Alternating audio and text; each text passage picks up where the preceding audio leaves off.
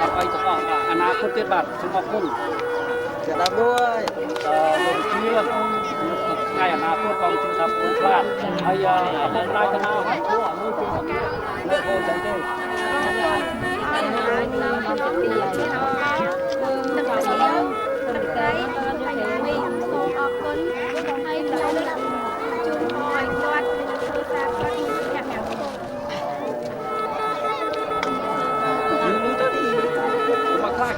បាទជាប្រមាមួយដែលលើពិភពលោកតែងតែដោះស្រាយហើយនឹងអាណិតមេត្តាប្រមាដូច្នោះបងប្អូនទៅឃើញហើយស្បែកជួយផងអាវជាជាអត់បានត្រឹមត្រូវជាពេលដែលមានសុខភាពជាបរិបូរណ៍ទេដូច្នោះមេជាពាំងស្នងវិស័យដូច្នោះសូមឲ្យរដ្ឋាភិបាលម៉ែជួយកសាងសាលាកសាងវិទ្យាពេទ្យកសាងគុណអនាម័យឲ្យគាត់ផងខ្ញុំបាទមកសុខាជាជីវជាជាខ្មែរដែលហោះហើរដោយគិតពេលវេលាដោយសារយើងខ្ញុំជាខ្មែរមានជីវជាជាខ្មែរបេះដូងជាខ្មែរអាណិតណាស់យើងសូមអំពាវនាវដល់រដ្ឋាភិបាលជួយផងបាទជាអគារជាសាលាយើងខ្ញុំជាមូលនិធិនេះក៏ខំប្រឹងដែរបើសិនជាមូលនិធិយើងខ្ញុំមានចំណឹងខ្ញុំនឹងជួយរដ្ឋាភិបាលរួមកម្លាំងជាមួយនឹងកាកបាទក្រហមខ្មែរកម្ពុជានឹងរួមសហការជួយឧបត្ថម្ភដោយខ្មែរយើងដែលមានភាពក្រីក្រទាំងអស់គ្នាបាទបាក់ខាត់ខ្លាំងមែនទែនពេលមេឃភ្លៀងមកខ្ញុំអារម្មណ៍ណាស់គ្រប់ចិត្តខ្ញុំលេចប្រក់តង់ដល់ពេលចឹងខ្ញុំពេលមានមេឃភ្លៀងមកខ្ញុំពិបាកចិត្តមែនទែនខ្ញុំខ្លាចភ្លៀងមកគឺទឹកអស់ខ្ញុំទឹកខ្ញុំពិបាកមែនទែនបាទអរគ្នានៅក្រៅប្រទេសដែលមានឈាមជាប់ខ្មែរមានអារម្មណ៍ប្រទេសខ្មែរជួយបាទជួយឧបត្ថម្ភនៅមូលនិធិ KOF ដើម្បីកុមារនេះឲ្យមានអនាគតទៅថ្ងៃអនាគតរបស់គាត់ដូចជាការហូបចុកនៅសាលារៀនព្រះវិទ្យារបស់គាត់ដើម្បីកសាងជាតិទៅថ្ងៃក្រោយបាទសូមអរគុណ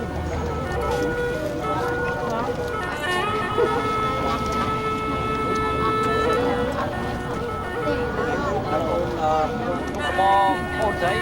ឬអាចារ្យបាទដូច្នោះអស់លោកអ្នកឬអាចារ្យខ្ញុំបានបរិយាយហើយមិនជាធម្មតាទេជីវិត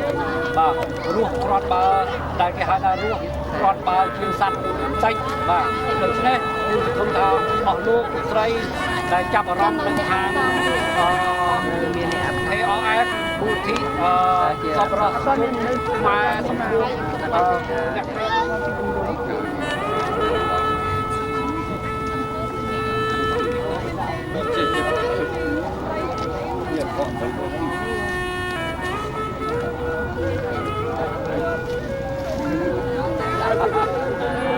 បង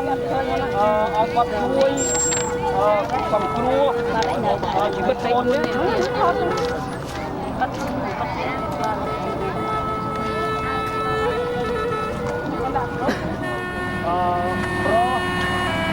ប្រមកំឡុងញ៉ាំថ្ងៃនេះទៅបងប្អូនក៏ពេញខ្ញុំបងប្អូន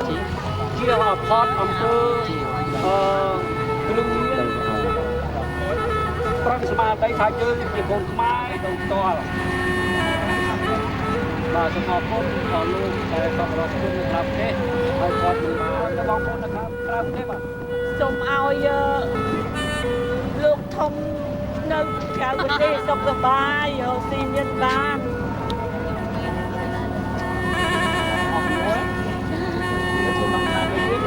សូមឲ្យពុកមានសុខឲ្យអាយុយូរឲ្យជាចុងជ័យហើយស្ញាក់នេះពិសាមកយកមកអូយបញ្ញាពី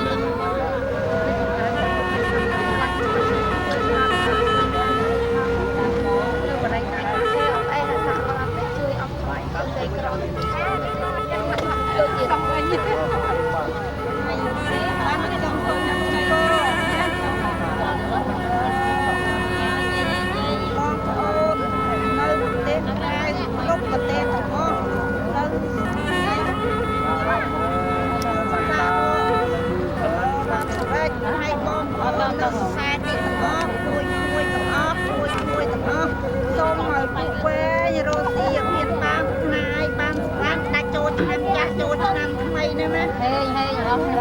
hên đừng có nè con mà ông đi ba chơi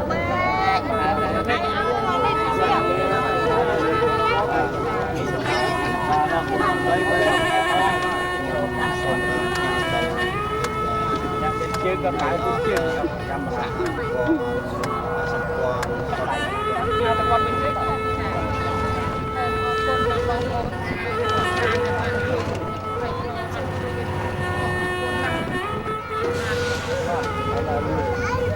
biết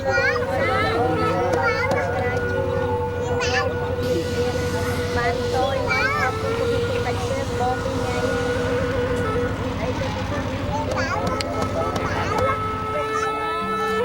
và sập hiệp này cả rong túc của bạnនៅក្នុងទូសម្បូរនេះវាអត់ខុសពីជាតិយ៉ាងប្រមាណទេបាទបើសិនជាបងប្អូនណាដែលគាត់មានបរោះមានស្មារតីរឹងមាំគាត់ទៅរកឈើខ្សែមកចងជាដំបូល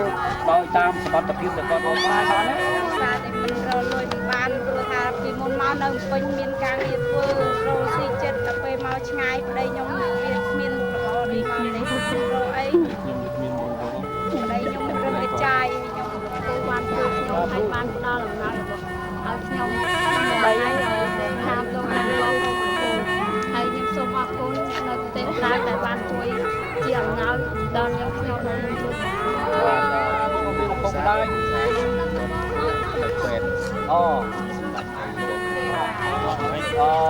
សត្វតាអង្គការជួយពីសំណាក់ខាងក្រៅទាំងអស់ដូច្នោះបងប្អូនដែលខ្ញុំបានបកស្រាយនឹងខ្ញុំចង់ឲ្យបង្ហាញនូវភាពបេះដូងពេកដូច្នោះខ្ញុំសង្ឃឹមថាអស់លោកចំណាប់អារម្មណ៍ខាងនោះបាទតែមើលពួកកូនអក្រក់ឃើញសូមអរគុណបាទអរគុណបងប្អូន4នាក់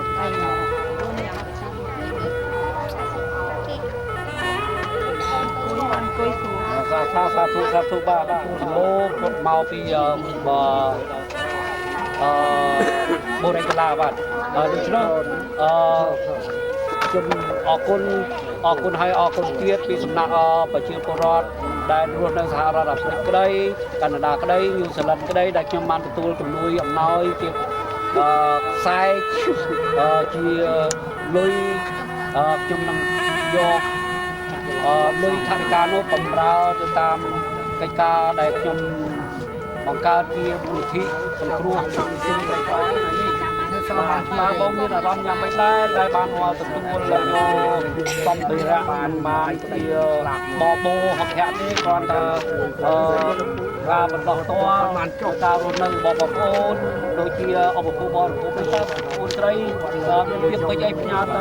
បងប្អូនខាងក្រៅប្រទេសដែលគាត់ជួយឧបត្ថម្ភជាថវិកាឬជាវត្ថុអ្វីមកតាមមូលនិធិ KRS សម្បត្តិដើម្បីបម្រើកិច្ចការរបស់បងប្អូនដែលនៅទីនេះដែលមានភាពក្រីក្រនេះបាទចាំឲ្យបាយទៅតាមតាមឆ្ងាយទៅរកស៊ីតាមបបោអ៊ុនប្រាហើយគុំនៅឆ្ងាយទៀតឆ្ងាយខ្ញុំចង់ឲ្យចាញ់ខ្ញុំធ្វើដំណើរឲ្យថាឲ្យខ្ញុំស្បាយកម្លាំងខ្ញុំសុំពុកឲ្យជួយប៉ុណ្ណឹងទេខ្ញុំថ្ងៃខ្ញុំផ្លូវនៅឆ្ងាយពេកកាលណាផ្លូវឆ្ងាយទៅខ្ញុំប្រឹងល្បីទៅល្បីមកក្នុងមួយថ្ងៃខ្ញុំរកស៊ីបានតែ2ម៉ោងទេបានទេចាំជីវិតរាល់ថ្ងៃរកមួយថ្ងៃហូបមួយថ្ងៃទាំងរកអីខ្ញុំពិការហើយណាមួយអ្វីនឹងទៅទាំងចិត្តកម្លាំងអត់មានអរគុណអរលោកស្រីនៅខាងក្រៅប្រទេសដែលមានសប្បុរសធម៌ធ្វើជាពិធីប្រទានជាបងស្រីដែលមានពិការជើងស្វិតទាំងពីរហើយមុខរបរគាត់ដែលចិញ្ចឹមជីវិតអត់ទូរស័ព្ទដោយជនពិការបាទពាក្យជនពិការមួយម៉ាត់គួរឲ្យអណោយធំណាស់ដែលមានជើងពីរបើមិនមានទីម្នាក់បងប្អូនឬក្រុមគ្រួសារឬគាត់ដាច់ខ្លួនស្លាប់ដូច្នោះបើសិនជាអស់លោកសប្បុរសជនទាំងអស់ចង់ធ្វើទានយល់ថាជនពិការមិនអាចធ្វើអីកើតដើម្បីចិញ្ចឹមជីវិតទៅអនាគតថ្លៃអនាគតហើយបងប្អូនចង់ ជួយអបថំផ្ទាល់ដោយទៅឈ្មោះបងស្រីឈ្មោះអីបាទឈុតស្រីវ៉ែតបាទលេខទូរស័ព្ទខ្ញុំនៅមូលនិធិ KRF នេះគឺ562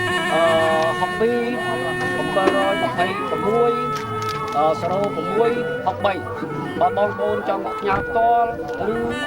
ក៏ផ្ញើតាមមូលនិធិគឺខ្ញុំមក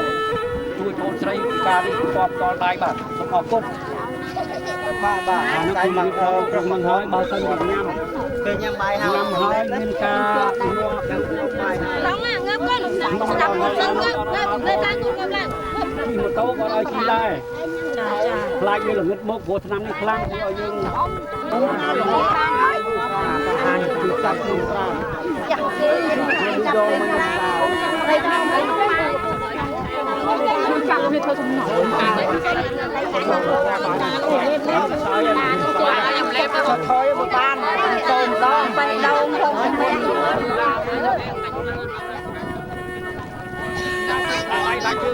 ្ញុំចុកបាជុំតែមកមិនញ៉ាំតាមទេចាប់ណាយកមកអត់គាត់អត់ខ្ញុំទៅមើលបងអាហ្នឹង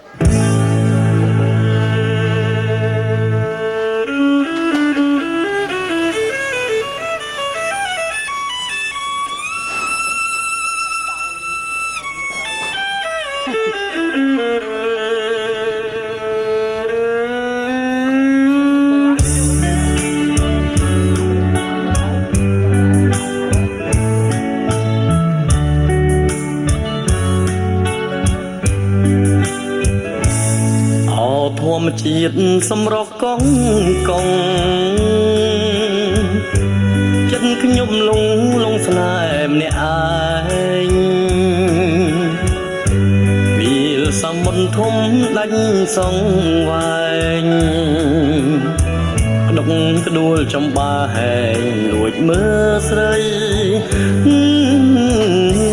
ភាំងស្រទន់ញញឹមមានស្នេហ៍ស្រងម្លេះទេចង់តកងបី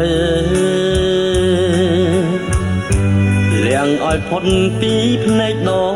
ទេទុកប្រឡំបីម្នាក់ឯងតើធ្វើ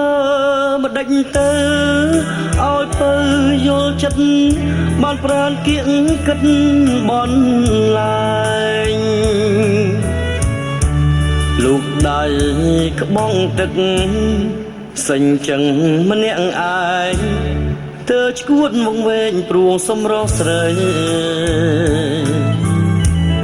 អោវាយោជួយពំបណ្ដាំនាំពីងខ្ញុំទៅសឹបប្រាប់ស្រីលងស្នេហាឲ្យសូមជាប់និស័យរួមប្រាណលោកស្រីជាគូ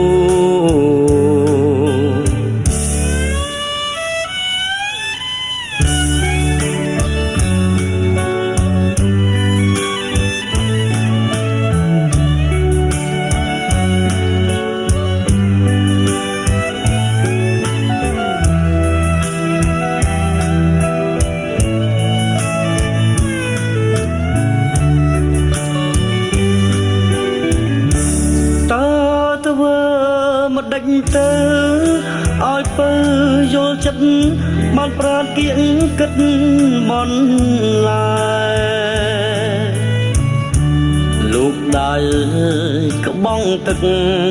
សេញចឹងម្នាក់ឯងទើឈួតមកវែងព្រោះសម្រស់ស្រីអោវាយោជួយពំបណ្ដាំនាំពីងខ្ញុំទៅសឹបប្រាប់ស្រីលងស្នេហាឲ្យសូមជាប់និស័យរួមប្រាណលោកស្រីជាគូ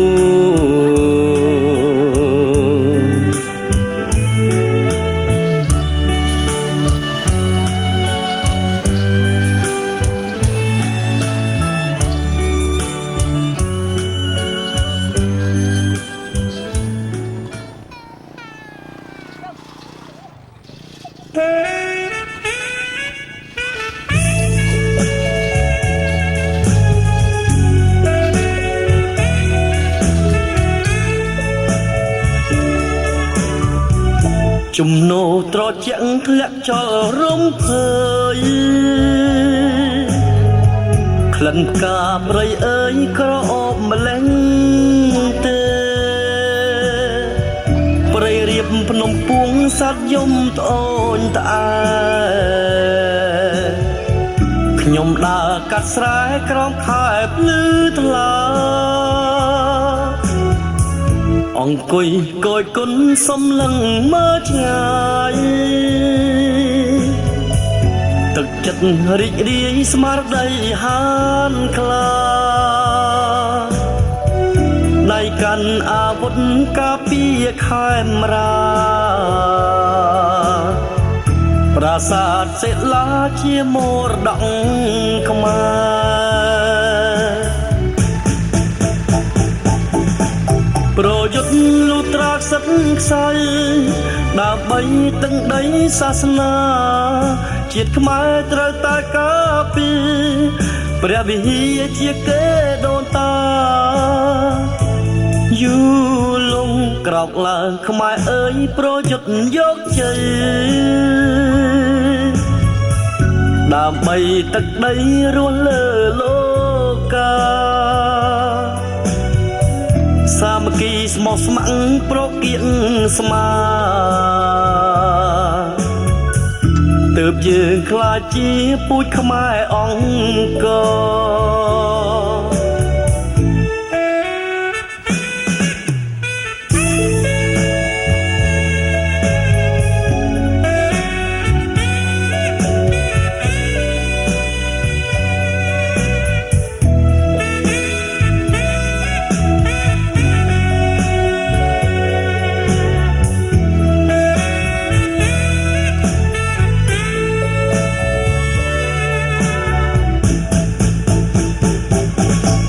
ប្រយុទ្ធលុត្រាសិទ្ធខ្សែ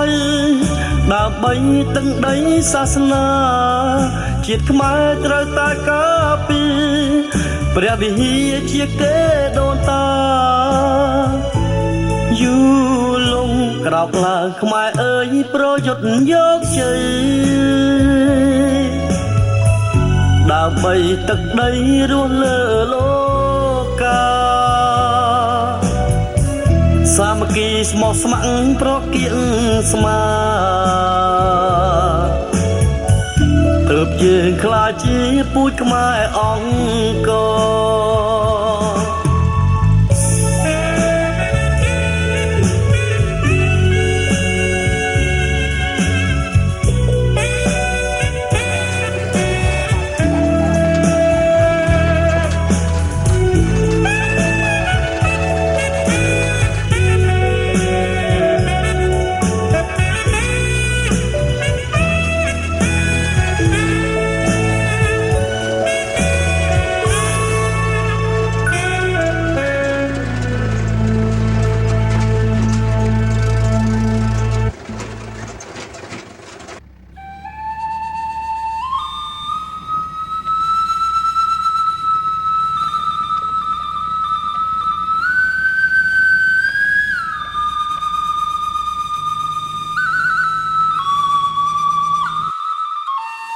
chấp mấy cái nào chăm con cháu cho ấy ngày nay người ta cho nó cho con là gì đây hai gì mà ban thế lúc sấy sắp rớt thoaនៅក្រៅប្រទេសខ្ញុំបានដើរមកដល់ភូមិដ៏ជ្រៅមួយដាច់ស្រយាលពីទីក្រុងដល់ឆ្ងាយអវែងហើយដូចជាអស់លោកឃើញទៅតាមផ្លូវទិដ្ឋភាពហើយមានផ្លូវកហុកឬកលុកឥឡូវបានជួបលោកតាកំសត់មួយបាទផ្ទះគាត់ហាក់បីដូចជាជញ្ជាំងប្រក់មេឃបាទហើយគាត់មានភាពទាល់ច្រកមែនទែនហើយគាត់ចាស់ជរាជើងពិការបាទជើងពិការហើយជើងគាត់ដើរមិនរួចហើយគាត់អាយុប្រហែលហើយលោកអ៊ំ85បាទមានជនមានអាយុ85ហើយបាទភាពសង្ឃឹមរបស់គាត់គឺអត់មានទេឆ្នាំពេទ្យឆ្នាំដង្កូវឥឡូវនេះយើងមកដល់ហើយយើងនឹងឧបត្ថម្ភដល់គាត់នៅគ្រឿងឧបភោគដែលអស់លោកបានជួយជាភាពកទៀននឹងខ្ញុំបានមកដល់ទិសដៅដែលអ្នកក្រីក្រខ្សត់ពេញពិតប្រកបមិនបន្លែបន្លំទេបាទ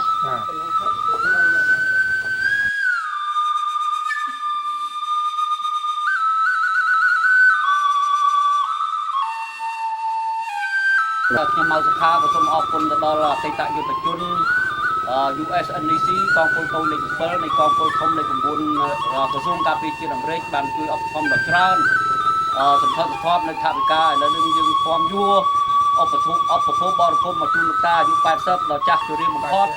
85បាទហើយគាត់អត់មានកូនចៅពឹងពាក់អីទេផ្ទះសម្បែងអស់លោកឃើញស្រាប់ហើយដូច្នោះយើងសង្ឃឹមថាអស់លោកនឹងជួយឧបត្ថម្ភមូលនិធិយើងនេះដើម្បីពំយួរឧបភោគបរិភោគមកចែកជនជាតិក្រដល់ពិតដល់ឆ្ងាយដាច់សម្បែងពីទីក្រុងបាទហើយលោកអ៊ំមានពាក្យពេចន៍អីជូនទៅសប្បុរសជនយើងដើម្បីឲ្យជួយជំនួយមកជួយបងប្អូនយើងក្រចាស់ដែលអត់មានទីពឹងគំនាក់ដូចលោកអ៊ំទេបាទមានអរគុណអត់ខំជួយដល់ខ្ញុំបាទហើយដល់រយៈត្រីក្រដល់ទីទៀតសូមឲ្យជួយឧបត្ថម្ភគ្រប់គ្រងជួយយ៉ាងសក្តិដល់យើងខ្ញុំទាំងអស់គ្នានេះបានទៅសុខនៃចម្រើនអរគុណអស់លោកបាទជួបាទហើយមិនឲ្យកូនចៅសុខបាយទេហើយមានមានការចឹងទៅប្រជូតហើយបានប៉ុន្មានតោនទៅទៅប្រជូតហ្នឹងមានតែមកផងទេចឹងខុសទស្សនភាពពីបងប្អូនដែលបោះតា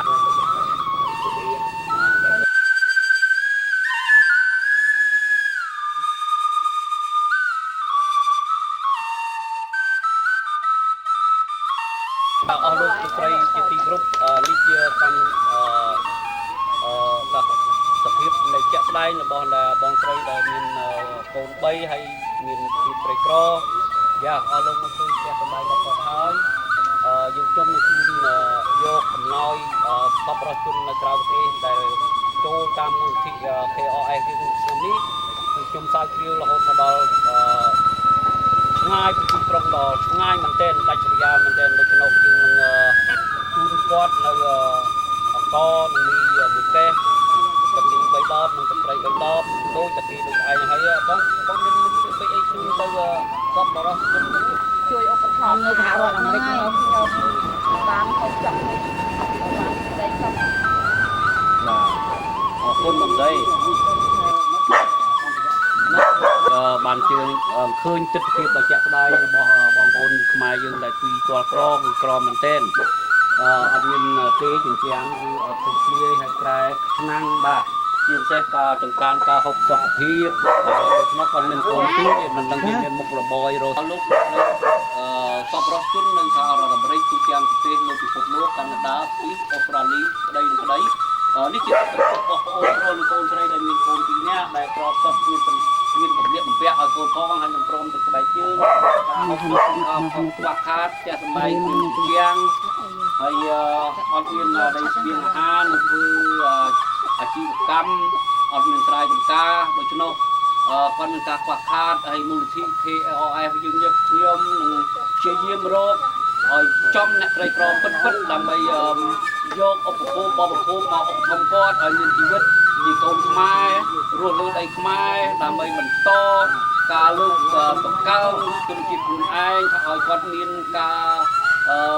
ប្រឹងប្រែងនៃជីវិតរបស់គាត់ថាគាត់ជាកូនខ្មែរបាទហើយគាត់សង្ឃឹមថានឹងអស់លោកលោកស្រីជាសប្បុរសជននៅក្រៅប្រទេសជួយឧបត្ថម្ភនៅតាម KRS យើងខ្ញុំនឹងបម្រើការយកមកជូនឧបភោគបរិភោគមកដល់ជនក្រីក្រដែលអស់លោកបានឃើញជាក់ស្ដែងនៅភ្នែកគឺខ្ញុំបម្រើអស់ពីសមត្ថភាពមិនគិតអ្វីទេទោះជាពីវត្តប្រាក់ខែក៏ខ្ញុំគិតដែរសូមឲ្យតែអស់លោកជួយគ្រប់គ្រង KRS សប្បុរសជនខ្មែរសង្គ្រោះអ្នកក្រីក្រគឺខ្ញុំអរគុណហើយបាទអរគុណណាខ្ញុំសូមអរគុណដល់ខ្ញុំសូមអរគុណដល់អ្នកដល់នៅក្នុង KRS ចាដល់និយាយកុំឲ្យអៀនបើយើងអៀនយើងអត់បាយយើងអៀនយ៉ាងម៉េចនៅឈរនេះសូមអរគុណអ្នកដែលដល់អំណោយដល់ខ្ញុំហ្នឹងហើយសូមឲ្យគេនឹងតាមតែមានរកទីតាមតែធូរធារចាឲ្យសប្បុរសចង់ឲ្យសប្បុរសទៀតក្រោយទៀតឲ្យសប្បុរសជួយយកតាមមូលនិធិ KRS ទេសូមឲ្យជួយស្នាមអំណោយតាម KRS ទៀតដើម្បីជួយនាងខ្ញុំមកកុំអត់ចឹងអរគុណបាទ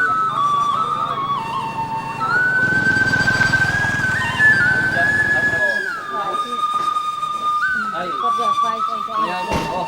នេះហើយជាទស្សនភាពដែលផ្ដិតរូបភាពកំព្រាហើយគ្មានឪពុកម្ដាយអាណាព្យាបាលបាទហើយមើលផ្ទះមកឡើងលើក៏បានណាអស់លោកស្រីនេះជាទស្សនភាពមួយដ៏គ្រឿងក្រំបំផុតចំពោះបងដែលជាស្ត្រីនៅម្នាក់ឯងហើយកូនមួយគ្មានទីបំណឹងក្នុងផ្ទះហើយគ្មានមុខរបរនឹងរស់ស៊ីទេបាទហើយផ្ទះគាត់ដល់ការ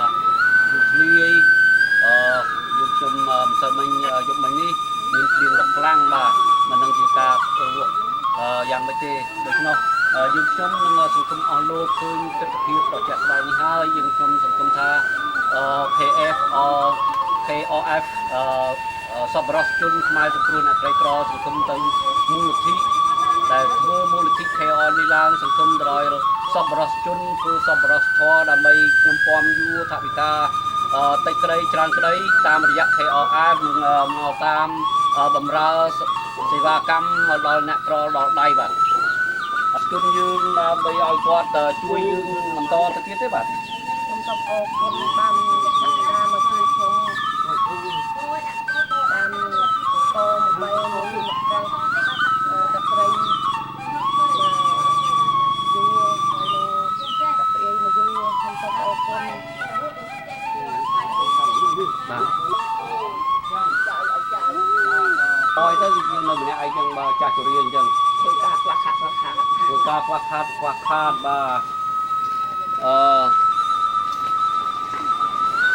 ហ្នឹងហើយដាក់លឿនហ្នឹងឲ្យគាត់ទៅអស់លោកស្រីនិងនាងកញ្ញាខ្ញុំបាទមកថាឥឡូវនេះយើងបានថតបន្តផ្ទាល់នៃបទនៅភាពលោកអ៊ំដែលគាត់មានភាពក្រផ្សុតបាទហើយផ្ទះសម្បែងក៏ហាក់បីដូចជាអស់លោកឃើញស្រាប់ហើយណាបន្តគឺខ្ញុំដើរស្រាវជ្រាវទៅតាមភូមិដែលដាច់ស្រយាលដែលឃើញឲ្យច្បាស់ថាគាត់ជាអ្នកក្រីក្រពិតប្រាកដក្នុងទីបំពឹងពាក់ពីបងប្អូនហើយយើងនឹងស្រាវជ្រាវតទៅមុខទៀតបាទលោកអ៊ំមានអីជួយចង់ផ្ដាំផ្ញើទៅសប្បុរសជនយើងឲ្យគាត់ជួយមកថ្ងៃក្រោយទៀតទេបាទតាមជួយថ្ងៃក្រោយជួយបានទៅបាទនិយាយមួយជូនគាត់មកមើលទៅកាមេរ៉ានោះបាទឲ្យបានឃើញផងបាទមកថ្ងៃក្រោយជួយបានបាទអូខេអស់ជាងទៀតហើយគឺមិនទៅបានអីណាជួយឧបត្ថម្ភបងនៅតែឯងបាទអរលោកលោកស្រីឃើញចិត្តភាពរូបបាស់គឺខ្ញុំបានចុះមកដល់ផ្ទាល់ដល់ជ្រៅឆ្ងាក់សែនជ្រៅពីទីក្រុងពីភូមិដាច់ស្រយាលចូលមកតាមទន្លេក្នុងភូមិគេហៅភូមិព្រៃខោក្រូចហើយស្អីទៀតភូមិអីភូមិព្រៃសខេត្តអីខេត្តព្រៃវែងបាទដូច្នោះគាត់មានជរាពិការដៃជើងគាត់អត់មានទីពឹងម្នាក់ដូច្នោះKOF នឹងព្យាយាមដើររកអ្នកក្រដ៏ពិតជូនដល់ដៃគាត់បាទយើងខ្ញុំសង្ឃឹមថាសប្បុរសជននៅក្រៅប្រទេសទូទាំងលើលោកជួយឧបត្ថម្ភមក KOF ឲ្យមានកម្លាំងបំងន់ដើម្បីពំយួរថវិកាទិញជាបរិភោគឧបភោគទៅជូនអ្នកក្រីក្រដ៏ពិតដែលគ្មានអ្នកណាជួយគាត់ឲ្យឆ្លងផុតពីការអាស្រ័យគ្រានោះបាទគឺមានតែ KOF ទេនឹងសង្ឃឹមទៅលើសប្បុរសជនទាំងអស់ជាពិសេសUNSNDC កងពលតូចលេខ7នៃកងពលធំលេខ9នៃក្រសួងការពារជាតិសហរដ្ឋអាមេរិកជួយឧបត្ថម្ភជាថវិកាដើម្បីទិញជាឧបភោគបរិភោគជូនដល់អ្នកក្រីក្របាទសូមអរគុណដាក់លើផ្ទះគាត់ហ្មងបាទខាងបងគាត់ចុះទឹកថតបន្តិចណាលោកស្រីនេះជាទស្សនភាពដ៏ថ្មីមួយដែលលោកអ៊ំបានឃើញបន្តផ្ទាល់ពីផ្លូវមកដល់ផ្ទះសម្បែងរបស់គាត់ខាងក្នុងអស់លោកនឹងឃើញតាមរូបភាពពិតដែលគ្មានអ្វីជាក្តីសង្ឃឹមនៅក្នុងជីវិតដែលខ្លួនជាចាស់ជរាទៅហើយគ្មានកូនគ្មានចៅនៅតែម្នាក់ឯងខ្លួនពិការដូច្នោះយើងខ្ញុំនឹងសប្បាយរីករាយគ្រប់គ្រងនៅគំនិតអស់លោកដែលជាសប្បុរសជនដែលធ្វើជាមូលនិធិភាគទានមកតាម KOF សំបរសជនខ្មែរសង្គ្រោះអ្នកក្រីក្រគឺខ្ញុំពំយួរថាវិការបន្តិចបន្តួចពីអស់លោកមកទិញជាឧបភោគបរិភោគដើម្បីស្វែងរកអ្នកក្រីក្រពិតមិនខ្លាញ់បន្លំយើងនឹងខ្ញុំនឹងព្យាយាមចំណាយពេលវេលាតទៅមុខទៀតនឹងដិតរូបភាពជាក់ស្ដែងពិតជូនអស់លោកទស្សនាហើយបងអូនស្រីខាងនេះគាត់នៅក្នុងភូមិនេះបានឲ្យដំណឹងមកខ្ញុំបាទកុំអីយើងមិនបានស្រាវជ្រាវដល់កម្រិតទេតែអរគុណបានបងអូនស្រីជួយឲ្យស្គាល់ទីតាំងដែលគាត់បានម្នាក់ឯងបាទហើយដូច្នោះលោកអ៊ំមានអីពាក្យសម្ដីពាក្យពេចន៍អីចង់ផ្ញើទៅសប្បុរសជនឲ្យគាត់ជួយអ៊ំតាមវិធីអីដែរបាទខ្ញុំក៏សូមការមានពាក្យសម្ដីនឹងតំណែងទៅជាអ្នកសប្បុរសជនឲ្យជួយដល់ជនក្រីក្រដូចជារូបខ្ញុំបាននេះឲ្យបានទទួលនៅការបលបនៅហូបចុកបានតទៅមុខទៀតផងហើយលោកអ៊ំចង់ឲ្យខាងទាហាន USNDC កងពលតូចលេខ7នៃកងពលធំលេខ9ដែលគាត់បរិច្ចាគថវិកាហើយគាត់ជាអតីតទាហានចំនួនលន់ណុលហើយចាស់ជរាដូចគ្នាតែគាត់ប្រឹងប្រែងតាំងស្មារតីដើម្បីខ្មែរគាត់ស្រឡាញ់ខ្មែរគាត់ចំណាយពេលវេលាជាថវិការួមគ្នាដើម្បីជូនលោកអ៊ំតើលោកអ៊ំមានច្បល់ទៅឲ្យទាហានអតីតយុទ្ធជននឹងមានបំណងឲ្យគាត់ជួយតាមខាង KRF ដែរមកជួយលោកអ៊ំផ្ទាល់ទៀតដែរបាទរឿងនេះគឺថាបើបានគាត់មានចិត្តដែលចង់ជួយដល់អ្នកក្រីក្រដូចជាខ្ញុំបាទនេះឲ្យគាត់នឹងជួយឧបត្ថម្ភនឹងបន្តទៅតាមក្រុមហ៊ុន PAS នឹងឲ្យបានមកដល់ខ្ញុំផងដើម្បីខ្ញុំនឹងបានទទួលនៅការហូបចុកតាមធម្មតាតទៅមុខទៀតបាទហើយលោកអ៊ំសូមលើកដៃឲ្យបងប្អូននេះឃើញថាតើគាត់ដៃគាត់គ្មានឆ្នាំពេទ្យមានគ្រូពេទ្យមកព្យាបាលដល់ផ្ទះហើយនៅម្នាក់ឯងមានកូនមានចៅដូច្នោះបើសិនជាអស់លោកអាណិតមេត្តាដល់គាត់អស់លោកនឹងផ្ញើតាម KRF មានទូរស័ព្ទខ្ញុំដូចទៅ562 726 0663ខ្ញុំបាទម៉ៅសុខានឹងបម្រើទៅគ្រប់ភារកិច្ចដើម្បីនាំថវិកានឹងមកដល់គាត់ឲ្យដល់ទិសដៅនឹងដល់ដៃគាត់ពិតបាទសូមអរគុណ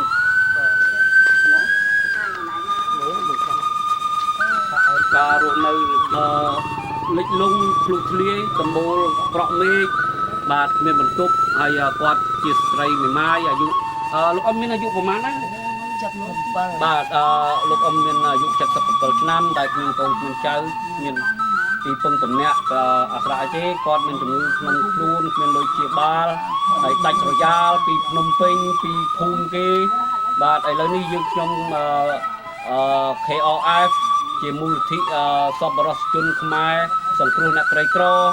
ពំយួរនៅថវិកាអស់លោកស្រីដែលធ្វើពិធីទានតាមបនការប្រាក់នៅឡង់បេកក្តី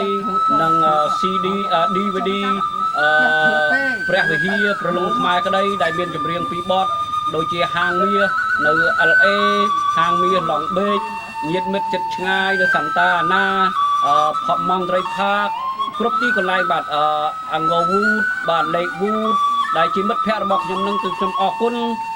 សពសម្ដេចចិត្តនៃបងប្អូនដែលជួយឧបត្ថម្ភមិនច្រើនក្តីតិចក្តីដែលចំណាយពេលវេលាជួយឧបត្ថម្ភជាថវិកាយើងខ្ញុំបានទិញឧបភោគបរិភោគដើម្បីជួយសង្គ្រោះអ្នកក្រីក្រឲ្យពិតប្រាកដនឹងតាមដានឲ្យច្បាស់ថាតើទស្សនវិជ្ជាពិតប្រាកដអ្នកចំណែកអ្នកក្រនឹងមានភាពឈឺចាប់ក្នុងការស្រែកឃ្លានក្នុងការរស់នៅដែលមានឈាមជ័រជាខ្មែរដែលគ្មានអ្នកណាជួយបានគឺមានតែសប្បុរសជននៅក្រៅប្រទេសទេដែលអាចជួយជារំលែកនៃទុក្ខរបស់អ្នកក្រីក្រនេះបាទសូមអរគុណឲ្យបានថាសុខភាពក្នុងពុកបានឆ្ងាយពោបងប្អូនណាខ្ញុំថាឲ្យបានចំណងចម្រើនក្តីសុខអូខេយើងឲ្យថតគាត់ទៅលោកស្រី សប្បុរសជននៅសហរដ្ឋអាមេរិកកាណាដាអូស្ត្រាលីញូហ្សេឡង់ខ្ញុំបាទ KOF សប្បុរសជនសង្គ្រោះអ្នកក្រីក្រជាមូលនិធិមួយដែលស្រាវជ្រាវតាមរោគអ្នកក្រីក្រពិតប្រាកដដូចជាលោកយាយមានអាយុប្រហែលណាលោកយាយបាទ87ជាជំនាញអាយុតែអត់មានកូនចៅនៅក្បែរទេហើយមកផ្ទះសម្បែង